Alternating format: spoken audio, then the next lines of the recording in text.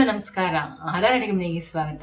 ಸುವಾಸನೆ, ಹುಳಿ, ಸಿಹಿ, ರುಚಿ ಮತ್ತು ರಂಗು ರಂಗಿನ ಅಂದ ಇದೇನಾದ್ರೂ ಇದ್ರೆ ಅದೇ ನಮ್ಮ ಪ್ರೀತಿಯ ಮಾವಿನಕಾಯಿ ಅನ್ನ.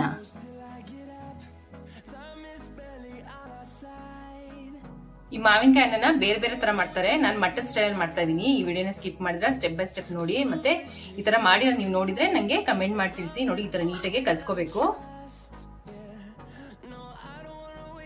ಈ ಯುಗಾದಿ ಹಬ್ಬ ಬರ್ತಿದೆಯಲ್ಲ, ಒಂದ್ಸಲಿ ಟ್ರೈ ಮಾಡ್ಬಿಟ್ಟು ಹೇಗಿತ್ತು ಅಂತ ನನಗೆ ಕಮೆಂಟ್ ಮಾಡಿ ತಿಳಿಸಿ. ನೋಡಿ, ಈ ತರ ಕಲ್ಸ್ಕೊಂಡಾದ್ಮೇಲೆ ಆಮೇಲೆ ಕಡಲೆಕಾಯಿ ಬೀಜ ಕರ್ದಿಟ್ಕೊಂಡಿದ್ದಲ್ಲ ಅದನ್ನ ಹಾಕೊಂತ ಇದೀನಿ. ಸ್ವಲ್ಪ ಕೊತ್ತಂಬರಿ, ಇದು ಘಮ ಚೆನ್ನಾಗಿರುತ್ತೆ. ಇದ್ರ ಜೊತೆ ಮಿಕ್ಸ್ ಮಾಡ್ಕೊಂಡು ಒಂದ್ಸಲಿ ನೀಟಾಗಿ ಮಿಕ್ಸ್ ಮಾಡ್ಕೊಂಡ್ಬಿಡೋಣ.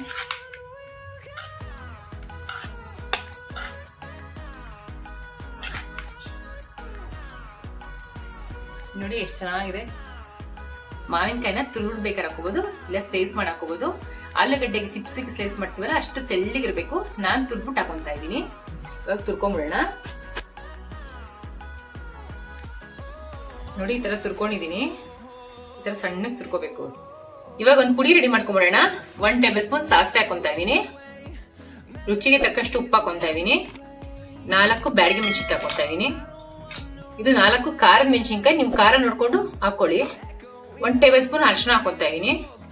ನೋಡಿ, ಇಷ್ಟು ಬೆಲ್ಲ ಹಾಕೊಂತ ಇದೀನಿ. 1 ಸ್ಪೂನ್ ಅಷ್ಟು ಬೆಲ್ಲ ಆಗುತ್ತಿದ್ದು ಹಾಕೊಂತ ಇದೀನಿ. ಇದಿಷ್ಟು ಪುಡಿ ಮಾಡ್ಕೊಂಡ್ಬಿಡೋಣ. ಇವಾಗ ನೋಡಿ, ಈ ತರ ಪುಡಿ ಮಾಡ್ಕೋಬೇಕು. ಇವಾಗ ಒಂದು ಬಟ್ಲಿಗೆ ಬಗ್ಸ್ಕೊಂಡ್ಬಿಡೋಣ.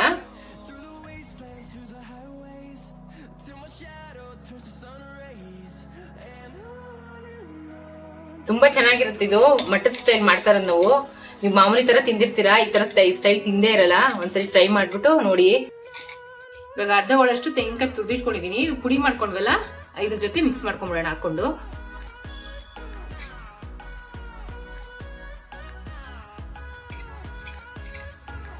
ನೀಟಾಗಿ ಎಲ್ಲ ಹೊಂದ್ಕೊಳ್ಳೋಂಗೆ ಮಿಕ್ಸ್ ಮಾಡ್ಕೋಬೇಕು.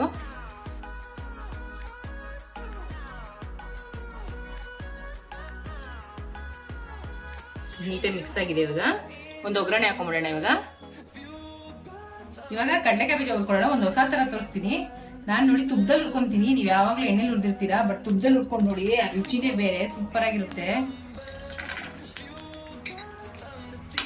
ನೋಡಿ, ಈ ತರ ಫ್ರೈ ಮಾಡಿ ಸಪ್ರೇಟ್ ಹಾಕೊಂತೀನಿ ನಾನು. ಅದ್ರ ಜೊತೆನೆ ಹಾಕ್ಬಿಟ್ರೆ ಅದು ಒಂಥರ ಮೆತ್ತಗಾಗ್ಬಿಡುತ್ತೆ. ಇದ್ರ ಕ್ರಿಸ್ಪಿಯಾಗಿ ಹಿಂಗೆ ಇರುತ್ತೆ. ಹುರಿದ್ಬಿಟ್ಟು ನೋಡ್ಬಿಟ್ಟು ಹೇಗಿತ್ತು ಅಂತ ನಂಗೊಂದು ಕಮೆಂಟ್ ಮಾಡಿ ತಿಳಿಸಿ. ಇವಾಗ ಎಣ್ಣೆ ಹಾಕೊಂತ ಇದ್ದೀನಿ. 25 ಇಂದ 30 ಗ್ರಾಮು. ಸ್ವಲ್ಪ ಎಣ್ಣೆ ಮುಂದೆ ಇರಬೇಕು, ಅದಕ್ಕೆ ಒಂಚೂರು ಜಾಸ್ತಿ ಹಾಕೊಂತ ಇದ್ದೀನಿ. ಇವಾಗ ಎಣ್ಣೆ ಕಾದಿದೆ. 1 ಟೇಬಲ್ ಸ್ಪೂನ್ ಸಾಸಿವೆ ಹಾಕೊಂತ ಇದ್ದೀನಿ. 1 ಟೇಬಲ್ ಸ್ಪೂನ್ ಕಡಲೆಬೇಳೆ, ಉದ್ದಿನಬೇಳೆ ಹಾಕೊಂತ ಇದ್ದೀನಿ. ಇದನ್ನ ಕೆಂಪಾಗೋವರೆಗೂ ಹುರ್ಕೋಬೇಕು. ಕೆಂಪಾಗಿದೆ. ಇದು ಕರಿಬೇವು ಹಾಕೊಳ್ಳೋಣ. ಮಿಕ್ಸ್ ಮಾಡಿ ಇಟ್ಕೊಂಡಿದ್ವಲ್ಲ ಅದನ್ನ ಹಾಕೊಂತ ಇದ್ದೀನಿ. ಒಂದ್ಸಲಿ ಹಿಂಗೆ ಕೈ ಆಡಿಸ್ಬಿಡೋಣ.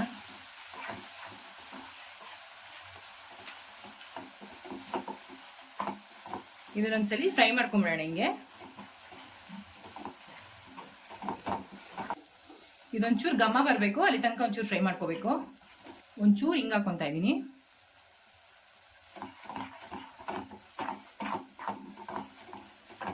ನೋಡಿ, ಘಮ ಬಂದಿದೆ.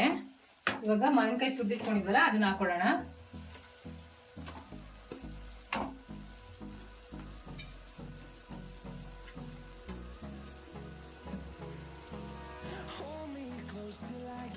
ನೋಡಿ, ಇವಾಗ ಮಿಕ್ಸ್ ಮಾಡ್ಕೊಳ್ಳೋಣ ಇದನ್ನ ಸ್ವಲ್ಪ ಚೆನ್ನಾಗಿ.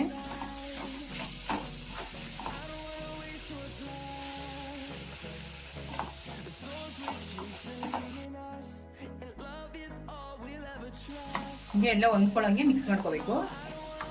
ಇದನ್ನ ಜಾಸ್ತಿ ಫ್ರೈ ಮಾಡ್ಕೊಳ್ಳೋಂಗಿಲ್ಲ. ಮಾವಿನಕಾಯಿ ರಸ ಬಿಟ್ಟ ತಕ್ಷಣ ಸ್ಟವ್ ಆಫ್ ಮಾಡ್ಕೊಂಡ್ಬಿಡ್ಬೇಕು. ಇವಾಗ ನೋಡಿ, ಎಣ್ಣೆ ಕಮ್ಮಿ ಅನಿಸ್ತಾ ಇದೆ. ಸ್ವಲ್ಪ ಎಣ್ಣೆ ಹಾಕೊಂತೀನಿ ನಾನು.